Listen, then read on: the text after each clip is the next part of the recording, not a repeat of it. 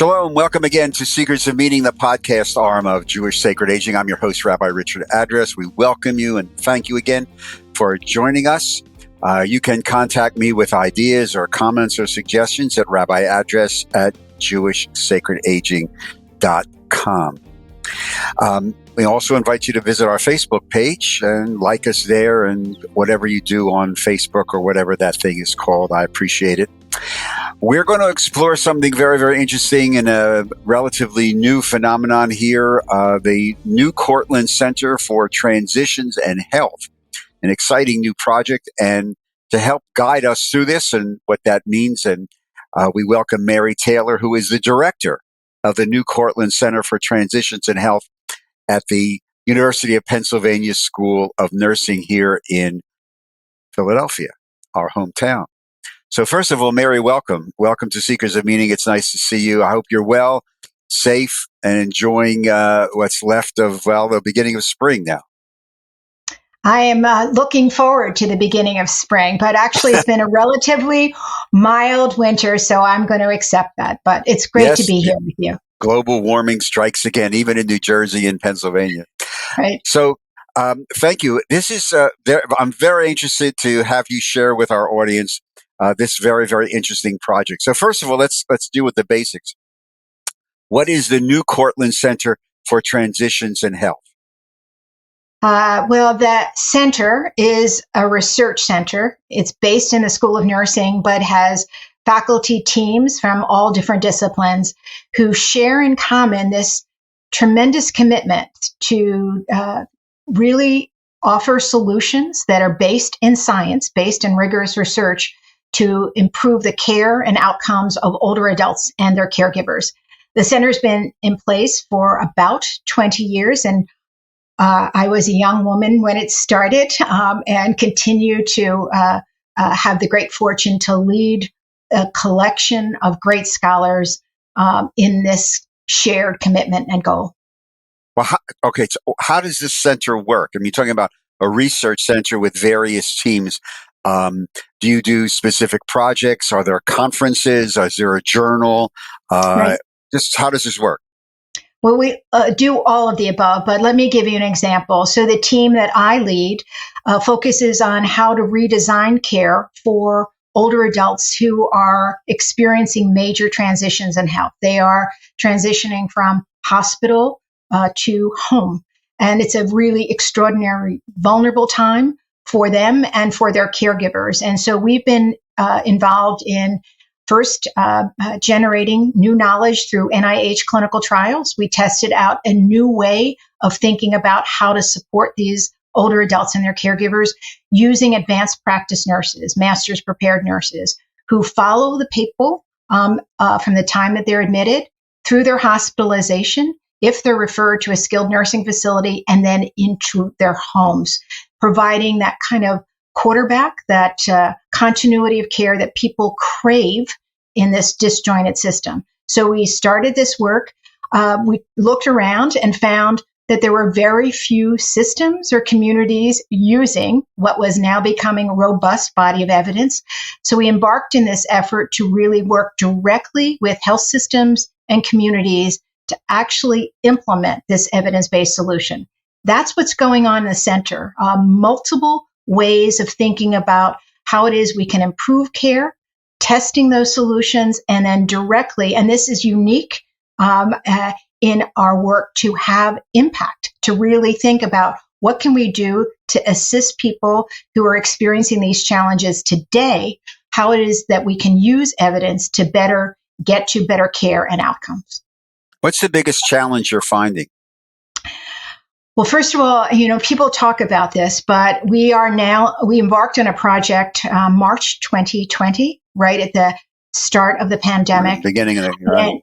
It was, this was a large scale randomized trial working with multiple health systems to try to redesign care. So redesigning care in the context of the pandemic was really unbelievably challenging. But what was what is a common challenge is that the needs of this population of older adults and their caregivers seem to be getting more and more complex. On the one hand, individuals suffering now not just from physical health challenges or cognitive challenges, but caregivers really suffering from mental health issues.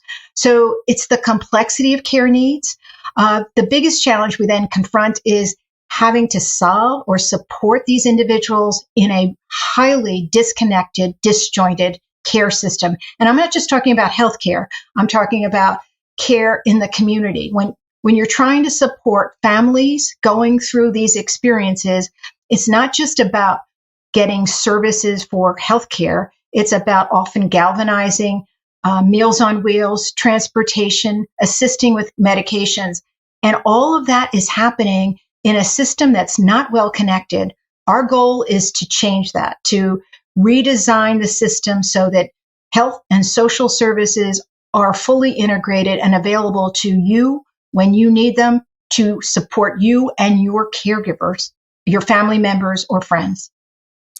One of the things that we find in our work in Jewish sacred aging and the caregiving workshops that we do is that caregiving, now that being a new life stage, which I think it is, a life stage that can last not only years, but sometimes into decades.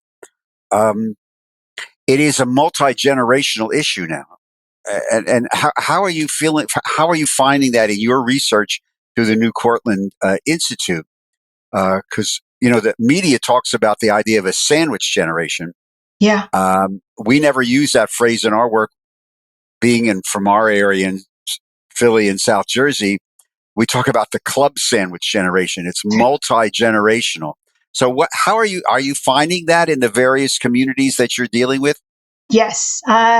We are now working with grandchildren who are caregivers, who had started in their life course being cared for by their grandparents. We're experiencing, as we're talking and focusing on older adults, we're coming into households where those older adults are responsible also for caring for disabled children who are now young adults. So the complexity of issues that people are confronting as they're trying to deal with their own health problems are extraordinary.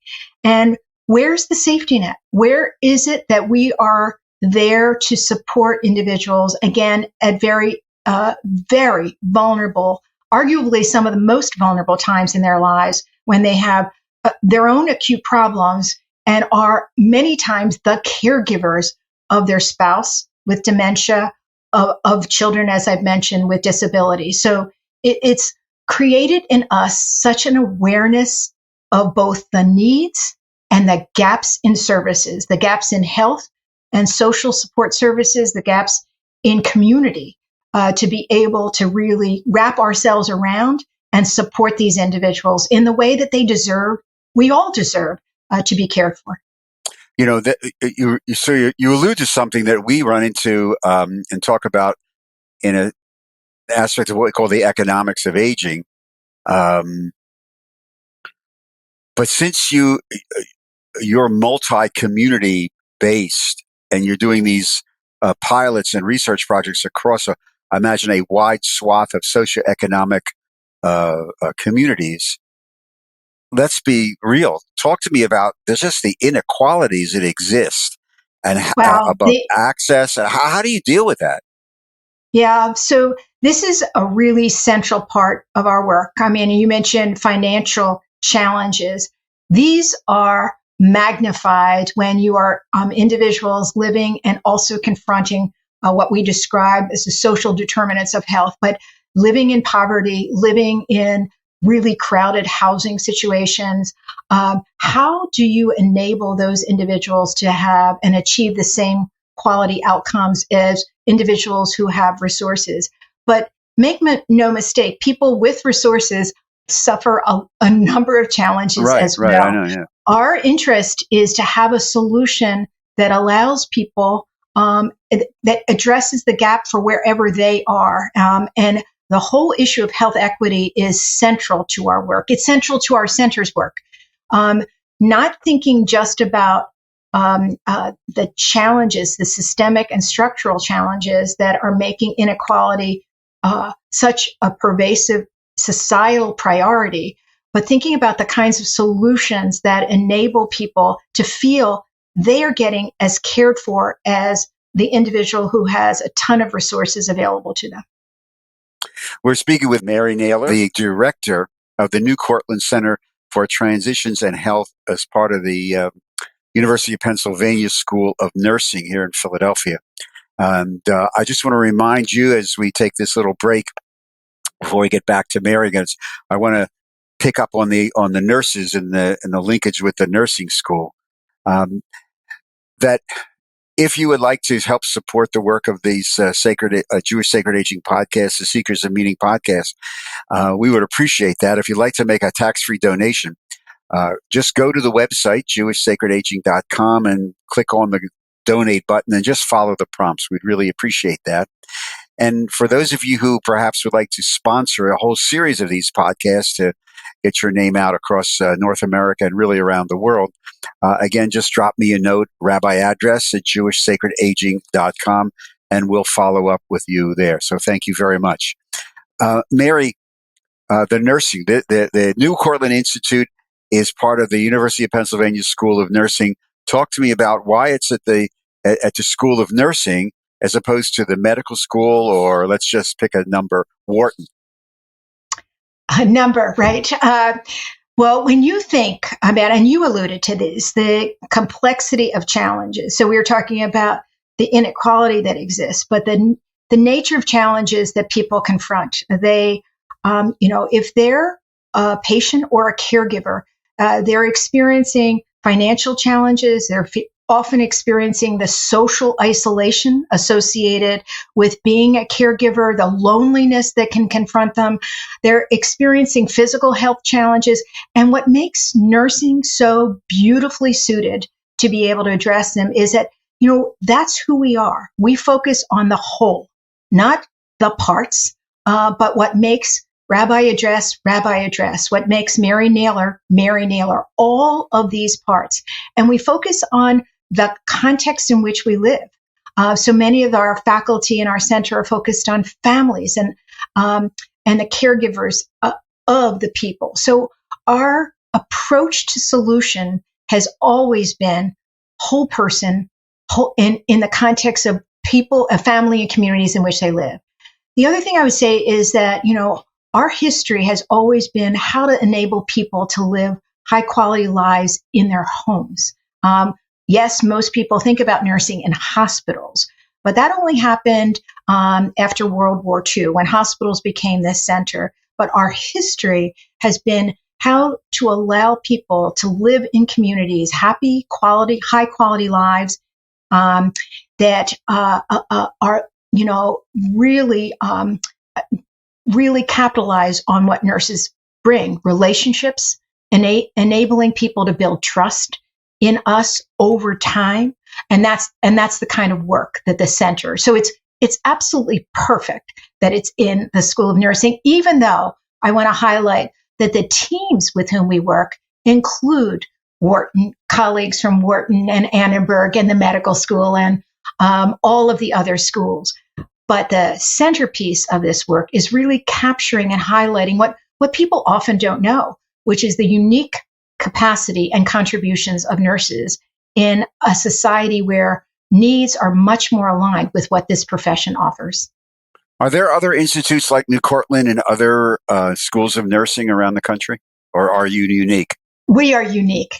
Really? I mean, meaning unique in the focus on thinking about people over, you use the language, life course. Right. Even though we focus on adults with very complex health and social needs, we're thinking about them over the course, life course, and not focused just on what it is that we can do for them today, but how we can help position them with the knowledge and skills and behaviors and resources that they need to think about living into the future, maximizing on a quality of life into the future. And so to the best of our knowledge, we understand we are the only center that's focusing on transitions in health and in care. Those two very much are connected. So talk to me about, you have this faculty and research projects out of the School of Nursing and, as you said, the medical school and other schools. But as a rabbi, I got to ask you, so where's the team that's dealing with faith and spirituality? Well, first of all, the work that we do is always in partnerships. There is nothing that we've done to have impact on how practices get changed, how care systems get changed, how policies get changed, that aren't done in partnerships. So our work includes partnerships with faith-based communities, for example. They are critical. They are groups that are central in enabling us to both access a community that trust in the people in their community. And part of what our ability to extend what we know through knowledge, through evidence into real world living situations is dependent on our partnerships with people like you, people who have the faith of their communities, who can help the communities understand what it is that we could bring if we collaborated together. That being said, the spiritual dimension of our work is something that we constantly confront. We are helping and supporting people during very challenging periods in their lives, often through the last couple of years of their life. And some of the work of our center faculty is in the last 6 months while they're in hospice, or earlier when they're receiving palliative care. And so we absolutely need partners who can guide us as team members in how best to support people, the spiritual dimension that people need. That's, I think there was a famous rabbi who once said, caregiving is a sacred act. Well, helping people and supporting them during the last couple of years of their life, for us, is a sacred act that we cannot do alone. We need the collaboration with faith-based leaders. We need to partner with many others who will contribute to our care. In the work that the center does, do you, and specifically on caregivers, do you do anything in encouraging family members to develop a care plan, or is this after something happens and the caregiver's already in operation? Yeah. So again, our work now has really, and I'm talking now about the centers, all of the faculty, because there are multiple faculty and students. We have doctoral and postdoc fellows and undergraduate master's students involved. But the work has really highlighted for us the critical role of anticipatory guidance and planning that you're describing. Okay. Because we know, today I might not be a caregiver. Tomorrow I might be a caregiver. And beginning to think about how you position yourself, anticipate what might change in your life course, and having that kind of planning. We do a huge amount of work in the area called advanced care planning, helping individuals think about, all right, this is how you're receiving care today. Is this, 3 months from now, 6 months from now, likely things are going to change? How is it that you want to receive care? What are your goals? Everything we do is driven by individuals' goals, by family members' goals, and how it is that we can support them both today, but anticipate their needs going forward. You mentioned there's a lot of heavy research emphasis in the center. Is there any political advocacy? Because the advanced care planning, I know there's a bill somewhere stuck in Washington that probably will never see the light of day given what's going on down there. But and the Build Back Better bill was killed, and it had money to support family unpaid caregivers, which is a huge aspect of the silent economy. Yeah. So do you get involved at all with the political advocacy in certain aspects of this? Yes, we absolutely do, because it's one thing to say, this is how you should do it. And even when you test it and it works, it's quite another to often sustain those changes absent policies at state and federal levels. So, personally, I've been involved in policy right from the beginning. My work started working with the U.S. Senate Committee on Aging and Finance, and I've sat on MedPAC, the Medicare Payment Advisory Commission, and others. And that's the way that our evidence informs solutions. It is essential that we are engaged in using the facts, using science, using truth, at least the best as we know it, to get the critically needed change to support families. And we have a long way to go. I mean, we have multiple opportunities. This Caregiving Now initiative that the center is running, it's a couple of year effort to bring experts from policy, from faith-based communities, from the world of finance, employers, to get an idea about what solutions should we be promoting, both in our local communities, testing and advancing, because these are the better ideas, but what are the policies that we should be advocating for, using our evidence as a basis to influence the direction of these policies. It is critical. I mean, when I say that our center and the Caregiving Now initiative is focused on impact, I mean it. This is, we really want to affect today the lives of people who are counting on us. And so for us, this is our mission. It's very aligned with the mission of the work that you do. So thank you. You talk about science, and so I want to ask you before we start running out of time something that it's come up a lot now in the last couple of months. And I was actually participating in a conference on this a month ago at Arizona State, and that is the growth of artificial intelligence, and specifically the use of robotics to assist caregivers. And I personally think this is happening, yeah. But it's just the beginning of this explosion. And there's lots of issues, moral, ethical issues, financial issues. But have you begun to even peek at the implication of robotics as an assist to take care of people who may be, living alone or whatever, or have children thousands of miles away?